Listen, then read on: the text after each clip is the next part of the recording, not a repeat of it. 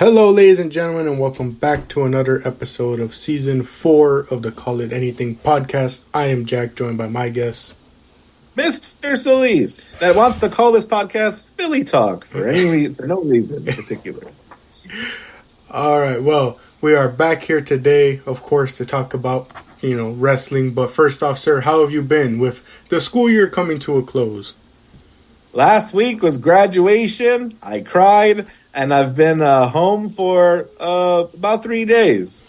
Just, cleaning up around here. I cleaned my email today. It was quite a feat. And I passed the 4th Pantheon in Hollow Knight onto the Hollow Nest. Oof. 42 bosses in consecutive order, Jack. Oh, man. Oof. How are you? I'm doing pretty good. Just been having, a lot of fun with life. Went to the beach with friends like a couple weeks ago. And you were just at our old stomping grounds? Yeah. And other than that, just trying to catch back up on things, with the other podcasts, like trying to catch up with some stuff there. Trying to catch up with some wrestling, I don't think it's any secret from you and I that the two of us have really fallen off our wagon this year with wrestling and keeping up with things. There's just progress. Jack had a super strong 16 tournament. I don't know how to watch progress. Yeah. I keep hearing things about like matches that happened in Marigold, but then when I go check on Wrestle Universe, it's like I look at like Cage Match 2 to see like where these matches might have occurred, and I don't see like anything updated. Like, so I'm just like, did these matches happen? Yes or no? When do I get to watch them? Where do I get to watch them? Goodness gracious. You got to know somebody to know something. At this point, I'm convinced I got to like start tape trading with people in Japan in order to get this footage. Isn't that so there's this Circle 6 promotion. Do you follow them on Instagram or anything? No. It's deathmatch stuff. So GCW, I feel like, had a real falling out a couple years ago behind the scenes because a lot of these game changer wrestling guys kind of broke off and started their own thing. And they're having an event next week on Saturday in a bar. No rings, no ropes, just and these guys on the comments are like, why don't you stream this? I want to see it. This is so unfair. Yeah, oh man. And like, there's so much that you can do nowadays. Like, I remember TNA during the pandemic would stream their shows on Twitch for people to watch. Like, basically capitalize on the fact like, hey, a lot of people don't have cable, but they seem to be using some of these other streaming sites. Let's try it out. They used to get a decent pull, and then they stopped after a while. And I was like, that was something unique, like, hey, look, come watch our show on Twitch. It's like, you got a platform like Twitch, you got a platform like YouTube, utilize it. And for all the tools and platforms that are available in 2024, Jack, you still have Republic of Lucha, who employ so many wrestlers from so many different promotions that because of the legalities involved with all of the respective promotions, they also couldn't stream it anywhere. Or, in the year of 2024, with all these different services, you still have, I don't even know if they're active, but PWG with their Blu-ray or DVDs that you have to buy to watch shows that happened 6 months ago. And if you want a ticket, you had to have known when they were going to go on sale, and it's not posted anywhere. It's the dang thing. Yeah. But moving forward with the one consistent of the year that we've been doing, and that is obviously with WWE, we are here with Clash at the Castle in Scotland. Glasgow, Scotland on a Saturday morning. Was very confused by the time because I had saw something that said 10:30 on one point, and then I think it didn't start till 11, I think it was. I forget what it was, but was very confused about when this show was starting because when I had looked up the time, it said 10:30, and then I think it didn't start till like 11, so was very confused. I feel like they go in and out of wanting you to really see the pre-show. So I feel like I've been tricked into watching more pre-shows than I anticipated watching myself. Yeah. But a lot to be excited about, especially because, we have 3 home country people you know, no, four. Technically four. There's 3 matches involving, you know, people in their home country, but 4 people in total competing in their home country. And obviously, 4 championship matches, if I'm not mistaken. Yeah. So a lot stacked onto this card. We start off with a rematch from, was it Backlash? It was Backlash, right? A rematch from Backlash. Cody defending his undisputed WWE Championship against AJ Styles in an I Quit match. All of this stems, of course, from the fake retirement segment that we got from AJ Styles. Sir, what were your thoughts about this match, especially like going into it with its story? You know, it wasn't until actually the retirement angle that I was really into this. Because, you know, AJ got his shot at Backlash. Then he started doing the woe is me, I need one more chance thing, you know, and started teasing retirement in a way where you're like, oh, you know what? I'll buy it. He's been at it for a real long time. And how much more does he have left? How many shots does he have left, right? And so this really aggressive, like, I'm going to take the shot. I'm going to upset you so much, you're going to give me a shot, right? And with the Good Brothers at his side for most of the TV, I was excited because you know what, Jack? You know I'm longing for a title change nowadays. So I'm like, this is the one. We can give it to AJ. No one would be mad. Yeah. You know, was very interested to see how this went. Was glad to see the I Quit match stipulation added to it, you know. But I was definitely interested because I was like, with the retirement angle, you could definitely see them plausibly going with AJ, and no one would be upset, like you said. Like no one would be upset because of the whole retirement angle. And like, yeah, and you know, Cody could be the Stone Cold WrestleMania 13. Didn't say I quit. You know what I mean? Yeah. Maybe passes out. Maybe they do the Rock Mankind tricks everyone into thinking he said I quit because he said it a lot in the promos. So there's a lot of opportunities to record. Yeah. But getting into this match, sir, what'd you think about it? You know what I appreciated is Cody being as aggressive as he was. He came in, you know, bad out of heck, ready to inflict some pain. This was good. Yeah. I kind of like that as well, you know, like, you know, he was, you know, straight from the get-go, really aggressive, you know. I like that he was the one initiating a lot of the different, like, weapon usage, you know, like really showing that he was going to be the aggressive one in this match. As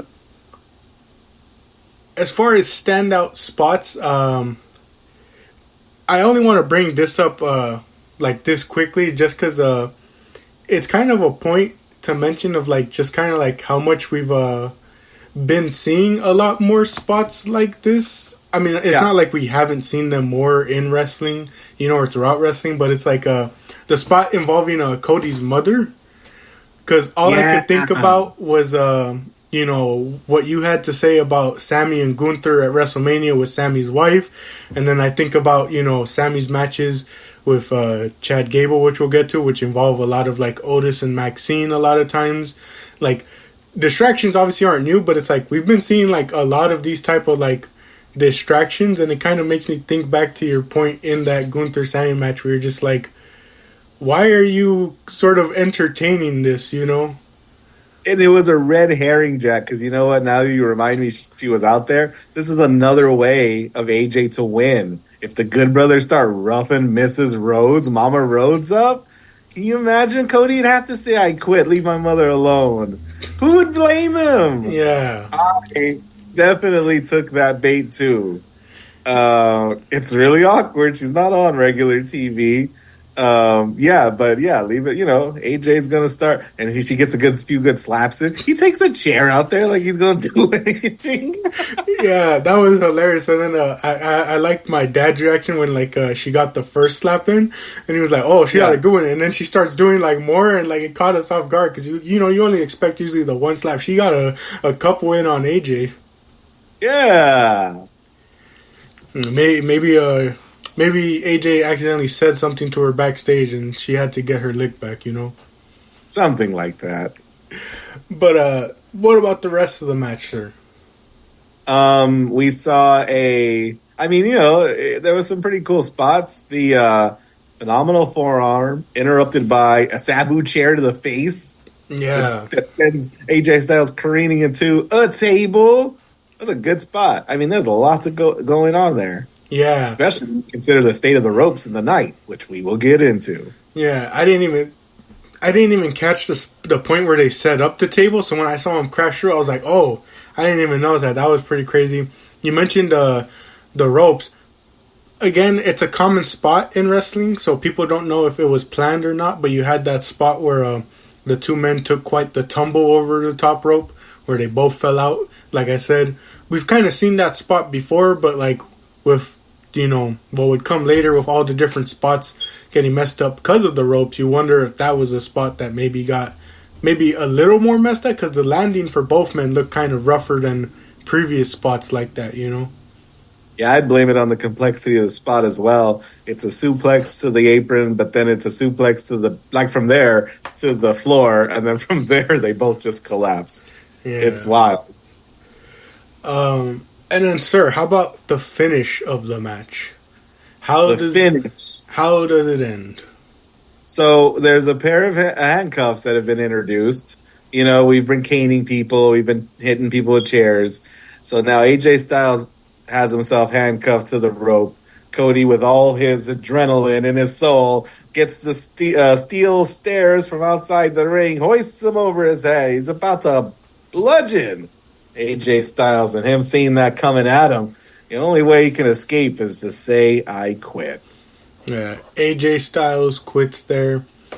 I like that. He's a heel, so he's supposed to be cowardly, Yeah. What I don't like, Jack, is Cody kind of waking up. You know what I mean? Like, where am I? Who am I? What am I going to do with these stairs? He's doing like a lot of pantomime and a lot of face, you know what I mean? Like faces, like, oh, what came over me? I don't know, man. Relax. Then he posed the classic John Cena move of still attacking his opponent after they. Oh, that's right. He's straight up hits AJ anyway. Just bail. Yeah, it's a message to the locker room. It's funny because you know how that entire time that he was just standing there, like how you said with the steel steps. I thought he was waiting for his song to go and he was gonna do the whoa with the steel steps, but then he hits AJ, and I was like, wait, what? He should have yelled loud enough for everyone to hear, "Stay away from my mother." But that's the finish of the match, right, sir? Cody walks out victorious. There we go. We got a promo package for the next match. Oh, wait a minute. Wait a minute. What's Solo doing here? Yeah, Roman would never just walk up to a guy. But Solo Sikoa, the current head of the table interim, is there staring menacingly. Yeah. Bloodline beats up Cody, calls for Kevin Owens and Randy to show up, which my dad would point out. Does Randy have a match tonight? No. Then why is he in full gear? Randy's just ready to go at any point. Randy's ready to go. Did you catch, Jack, where Randy's eyes were? Randy's eyeing that belt on Cody's shoulder? Staring at that belt. I wouldn't be surprised if that's the Money in the Bank match. Oh, my. Because, some people are thinking Solo's going to be Money in the Bank, and then, I don't know what you do for Cody at SummerSlam, but I think they're really going to draw out this Solo Sikoa till maybe SummerSlam. Yeah. So it'll be interesting to see where they go with this, and how they do it. But interesting post-match, a lot of different stories set up through it. Agreed. But we move on to our next match, and it's another championship match. The WWE Tag Team Championships are on the line. Bianca Belair and Jade defending against Alba Fire and Isla Dawn, and Shayna Baszler and Zoe Stark. Yes. So our first match that has some, home country people being from Scotland, got three, like I said, 3 of those matches on the card, and you were telling my dad, before we started recording, you knew one of these matches was going to give it to the hometown hero. Everyone was picturing it was likely going to be a later one, but, a lot of people were wondering which match is it going to be where they give the crowd their heroes the win. Yeah. And this is a unique tag match where there are 3 contestants in the ring at all times, and they can only tag their own partner. You and I, Jack, have seen this match in a lot of different variations. Yeah, and I think every time I've said this is the correct way to do it, at least in my opinion, because it is too confusing for, oh, well, you get to tag anyone else in. Why would you want to tag anyone else in but your partner? You can be Austin Theory and Grayson Waller and try to pin one another. True. But what were your thoughts on this match, sir? I'm going, I can really have been okay with anyone winning this match. You love a match like that because Shayna and Zoe Stark, I like them together as a team. Sort of just tough people, right? Bianca Belair and Jade, they fit a role and aesthetic. And then you got the witches, is what Cultaholic call Alba Fire and Isla Dawn. Yeah, was very interested by all the competitors. But all I could think back is to when Bianca and Jade first won and someone was like, who's going to beat this team? Like, that's kind of the mindset I went into with this match. I was just like, well, I'll take anyone, but realistically, who's beating this team, Yeah. Come to know. Hey, Gravity beat this team.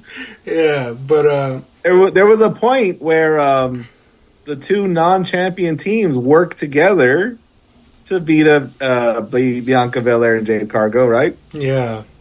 There was a lot of different spots where, I think there was even a spot where you saw them, like, communicating with one another to, like, hey, let's form a little union, to take these people on.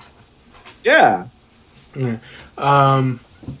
But, of course, the main thing that, was taken away from this match was just the ending and the whole chaos of it all. So everything after Jade's hot tag. Yeah, so Bianca gets the hot tag onto Jade.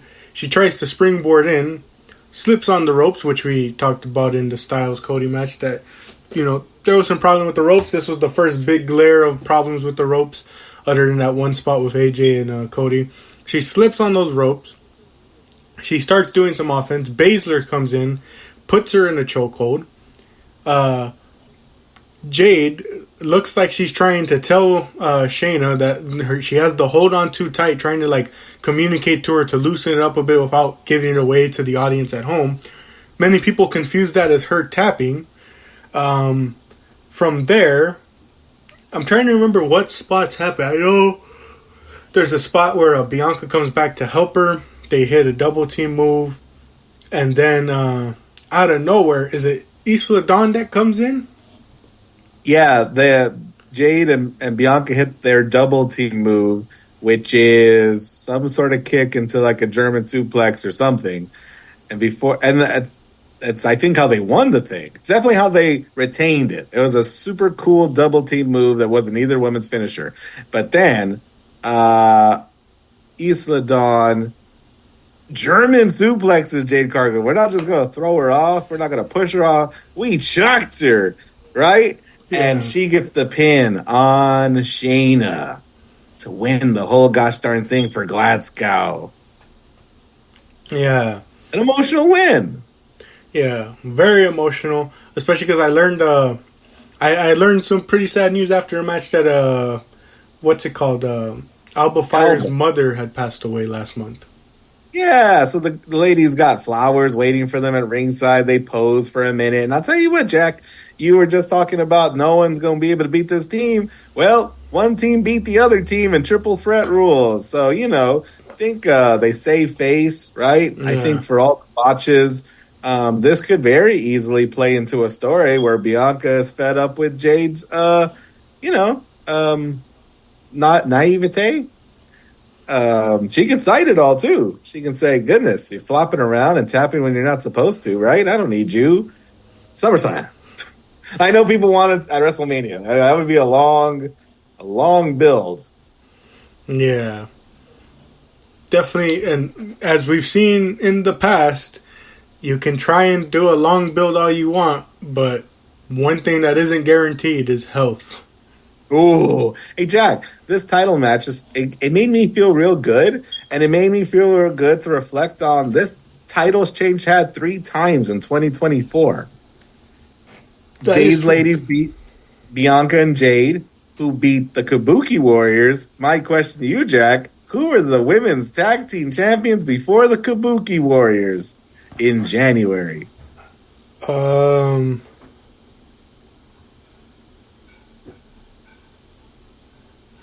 they win it off of? It wasn't Chelsea and Piper. It was not. Was it? Wasn't it Alba Fire and Isla Dawn?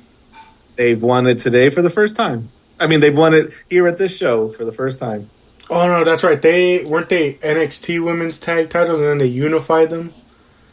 Who did they unify them with? Man, I can't remember. It was Katana Chance and Kaden Carter. Oh. I had to go back and remind myself, but I'm like, I know this has changed hand 3 times because I know the Kabuki Warriors won it like in a surprise win in January when you're like, oh yeah, let's make Damage Control feel special. So, this, let's scratch that itch for me. All right. Moving forward, continuing on with the night, we have the Intercontinental Championship on the line. Sami Zayn defending against Chad Gable once again. Mm-hmm. Otis and Maxine Dupree at ringside. Yeah.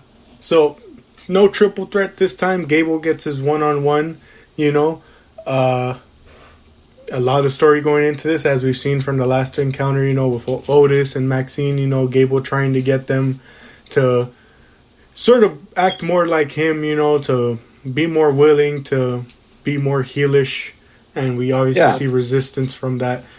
Sir, what were your thoughts going into this match? I was hopeful and I was excited, and I was, a few minutes in, kind of just thinking about how Sami Zayn's character is. He's a good wrestler. He's like Chad Gable's also, I'm a good wrestler. That's his character. But like Sami Zayn's like, I'm a good wrestler without the wrestling kind of tropes. It's interesting.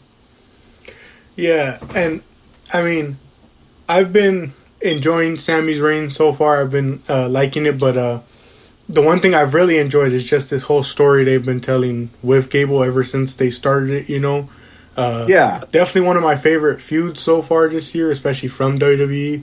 It's like, you had the excellent heel turn from Chad Gable. You've had the matches in between, the story in between with Gable and the Alpha Academy as a whole, I've been really enjoying it. And so I was interested to see how this one was going to go, because it's like, you kind of mentioned the whole thing about title changes. The Intercontinental title is one that could easily change. I know we just had Gunther with his long reign.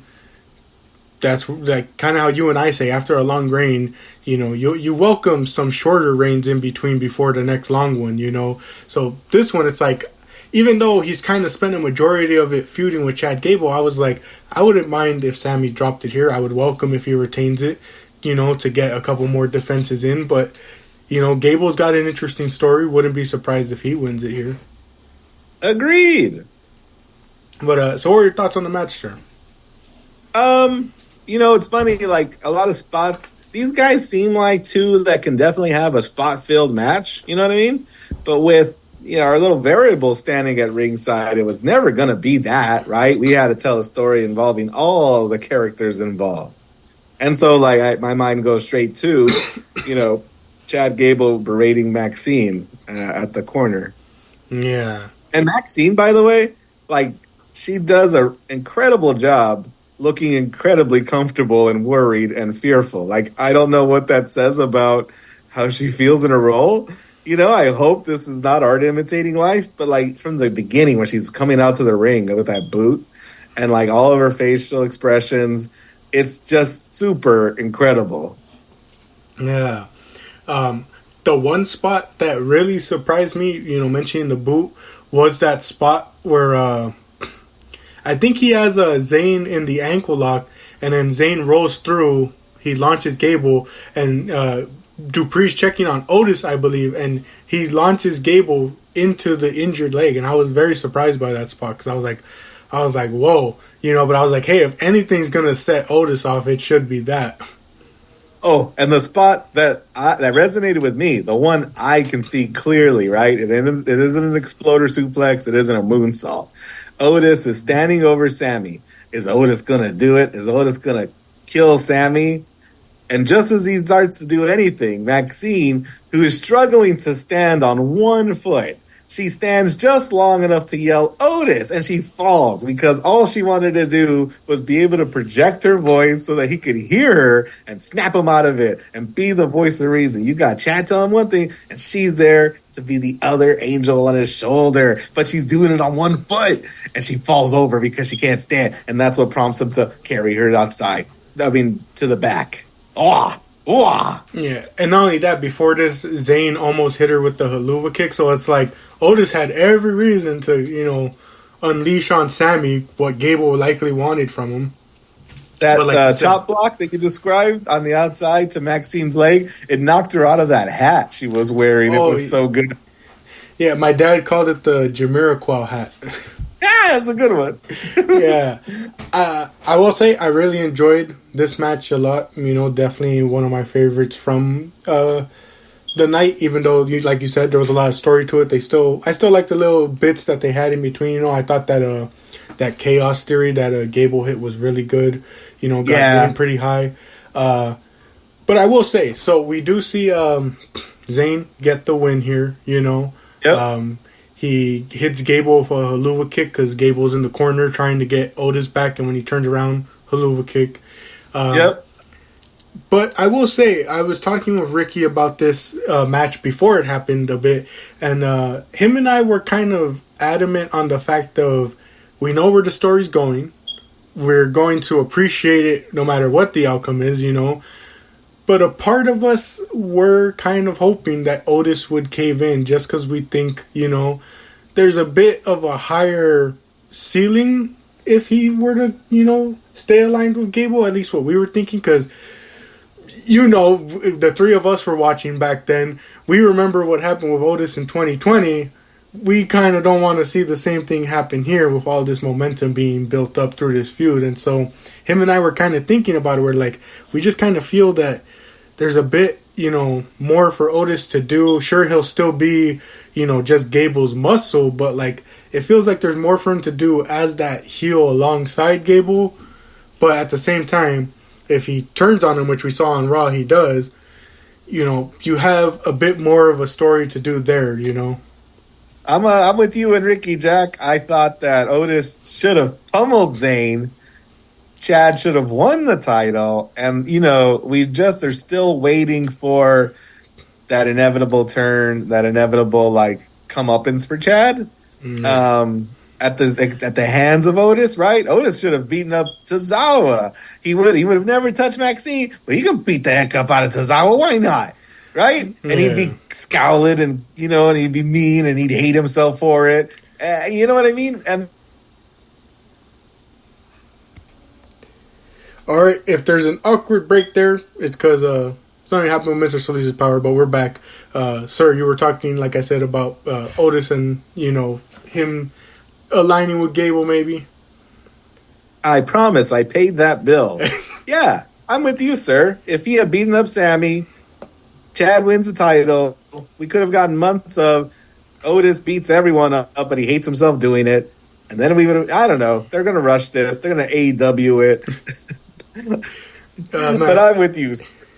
And it's funny, you mentioned, we're waiting for Chad to get his comeuppance from Otis. We've been waiting, but on Monday we saw Gable get his comeuppance, but we didn't think it was going to be in that way. Goodness, what did he do? What did he do? Yeah, I know he's been bullying the Alpha Academy, but I didn't know it was enough to get shot. My goodness. Funny enough, I had taken a nap yesterday, so I woke up to just Ricky spamming me with messages about the ending, and the first message I saw from him was, they shot Gable, and I was like, what? And then he sends me I look at all the clips he sent me, and I'm like, I see the clip, we're obviously talking about the White 6 stuff on Raw, I see the clip of the guy, against the wall with the blood stain, and then Gable too, and I was like, what the heck did they do to these guys? That reminds me of that Conan O'Brien bit where they've got that dog and they go, don't worry, he's perfectly safe. And the dog pulls out a gun. He goes, no. Oh, man, yeah. Some crazy stuff on Monday night, which we may get into later. But, yeah, like I said, even though I'm a big fan of Sammy, would have welcomed Gable winning this title here, would have welcomed the directions the story goes. On to Toronto. we know Sammy's from Toronto, or not from Toronto, but he's from Canada. So, he's going to get a showing there. I wonder who it's going to be against. We saw on Raw, Sheamus and Braun Breaker were battling it out. Mm-hmm. Hey, let's do AEW also and just let him challenge Cody while he's a champion. Let's go. Why don't we just keep doing that? Because that's in vogue. Champion versus champion. Nothing matters. Mm-hmm. Mm-hmm. Take champion versus champions away from the wrestling industry in the next year. I saw another one, Jack, and I can't remember what it was, but I wanted to message you going, please stop. Monet versus Vakor is going to be, I think, title versus title. I think both titles are on the line in that one. I don't know, man. I don't understand the booking decisions. We said the same thing when Logan challenged Cody. It's like, why have your champions face one another? It doesn't make sense. But or quad. Moving forward, we have our next, home country sort of match. We have Piper Niven challenging Bayley for her women's championship. Piper Niven, flanked by Chelsea Green, who is amazing at her role as well, as just like a mouthpiece, you know what I mean? Like a hype man, as everything. She's just so good talking up Piper during Samantha Irving's announcement. She's just awesome. Yeah, and their work together really kind of is one of the things I point to, and I've mentioned it like in years past, especially on the podcast, where it's like when you have a good thing going, especially with a tag team, and you want to go like solo with one of them, I just always firmly believe that you don't always have to split them up. A lot of times, the tag teams work as well because a lot of times one person covers what the other person lacks and vice versa, the old New Day strategy. Yeah, and especially when it comes to like talents where you're like, hey, you want to push them, but they aren't the greatest on the mic. Well, hey, slap someone with them, even if it's a tag partner, if it's a different, some like a manager or whatever. It's like, do something to mask those sort of flaws, going to AEW, sticking Matt Menard with Danny Garcia works so well because, I don't think Daniel Garcia is a bad promo, but because of how good Matt Menard is at promos, he a lot of times will, deliver a lot of those passionate sort of promos for Garcia, or like, he'll have Garcia play off him and it works well for him, so it's like another example, or this example, as you're saying, Chelsea Green works really well in a lot of the roles they've given her, and it helps out Piper a ton as well, Hey, I'm going to share a fairly hot take, Jack, just in time for the summer. You know who needs something like that? Who? Bayley. If I may be so bold, Jack, Bayley is the Def Rebel song as a person. When she came out to her song, I go, her song is like her. She tries too hard, and I don't know if she's accomplishing everything she wants to accomplish. Like, Piper should have won here. Bayley, I don't know. Like, Bayley, I'm super cold on. I think everyone else is. Bayley got next to no reaction in Glasgow. Everyone gets a reaction in Europe. Did you hear that, Jack? Did you hear her non-reaction? The funny thing is, I don't remember if I even heard them singing the song that they usually do when she goes out to Europe. And I was prepared to tell you, Jack, that it's not her that's over, it's the song, and they sung it, but it was only a matter of time before they started chanting for Piper and they started booing everything she did. And that's not just the hometown hero stuff. I think they want to change the scenery in this division, and it would have been incredible for Piper to be champion.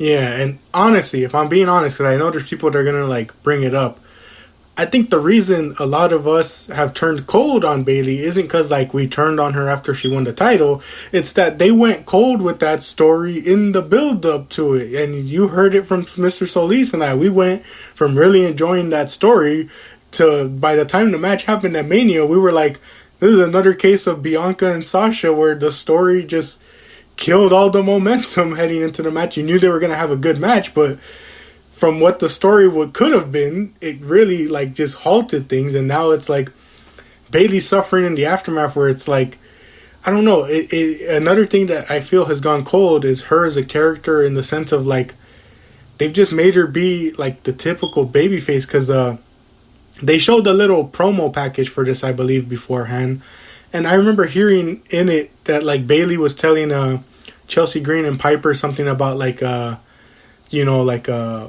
think you could just like go around and beat everyone up and do this, like basically she was saying like basically them sort of like cheating their way to a title shot and not really working for it, and all I could think of was you did the exact same thing with Damage Control, like that was what Bianca was trying to get people to see, was that like you were just doing this stuff months ago and now you're trying to be on the good side of it all. And I just wish more times than not all wrestling companies would have a bit more continuity and a bit more like character work that dwells on that sort of thinking and concept of like you're not going to be accepted just because all of a sudden you want to turn babyface and, get the crowd to love you, And to build on that, Jack, I think Bayley has suffered a fate that we hoped against hope would not happen to Swerve after he won the title. Because we loved Bayley for that abrasive edge she had about everything, right? She was crass. She was loud. She was, that like Karen, Yeah. She ain't that anymore. And she's super boring. Yeah, and unaware. Yeah, and I was rooting for Piper like the rest of Glasgow. Yeah, it's funny you bring the Swerve thing up because again, you heard me iterate those same points before he won the title, where I was saying, I don't want to see him turn babyface because he's gonna lose a lot of the stuff that what people were enjoying from him.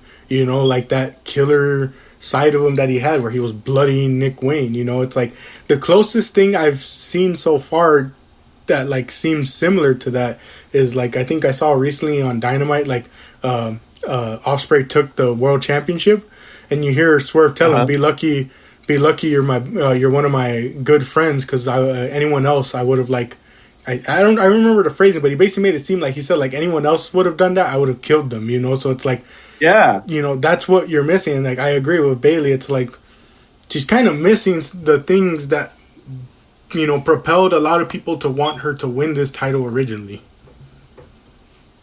They told an interesting story too, Jack, of Piper going, I'm better than you at everything, and I've been better than you, and it's only been till now that I even have a shot to show everyone how much better I am than you. And she looked legit uncomfortable being told that. She's holding the belt. She's legitimately like Damian Priest's insecurity about I'm the champion here. Yeah, and I really liked that approach with the story because it's like you look throughout all the years, how true can that be said for like a lot of people, who had the talent but just weren't given the chance. And like you said, those fans wanted something new in the scenery. How many times have we had a horsewoman as champion, compared to all the other women? I mean, go all the way back to, was it last year? I forget when it was, but I mentioned to you something along the lines of, hey, I would like to see Piper be given a shot against Rhea Ripley to showcase her talents, and it would be an interesting match. And it's only now that we're finally getting Piper Niven in a championship match. So, yeah, I thought that... You can't tell not a lot of spots resonated with me about this match. I mean, there was a couple... The luchador that looks like Chelsea Green that ran in to break up the count, that gave me false hope, like it should have. Yeah, that was hilarious. I like that, a lot of... I liked a lot of the struggle that Bayley had to have with Piper, like anytime she tried to hit the what is it, the rose plant or whatever, I forget what it is. But like whenever she tried to hit it, Piper would get out of it. The one that I really liked was when I forgot what she was trying to hit. I think it was the rose plant, and Piper reversed it into like a Samoan drop, which then Bayley. Oh, that was the finish. Bayley counters it into a pinfall. Yeah. A very relatively convincing pinfall. Like it reminded me of Gunther Drew, right? Like the really fast pinfall, right? It was what do they call it when you got their arms stretched out? Crucifix. Yeah, pin. Oh, and then also Piper hit that black hole slam ringside. Which into the abyss? Yeah, I caught that line too, and I looked at my dad, I'm like, oh, so we're referencing TNA now. I've seen a lot of YouTube clips about Kendrick Lamar lyrics and all the double entendres, and I have a real appreciation for when commentary does that. Yeah. Yeah. And, hey, this is just me being the fan that I am, but more, especially bigger wrestlers should, not only watch Abyss and the stuff he did, but maybe even ask him if they can use that black hole slam as a finisher, because I think that's an underrated one. Especially when you get as much force on it like Piper did here. It looks real good. Yeah, it was good. But that match, a lot of different sort of, criticisms of it. You can decide whether you feel those criticisms are valid, but at the end of the day, always remember, it's just our opinion. That's right. 4 minutes left on this episode.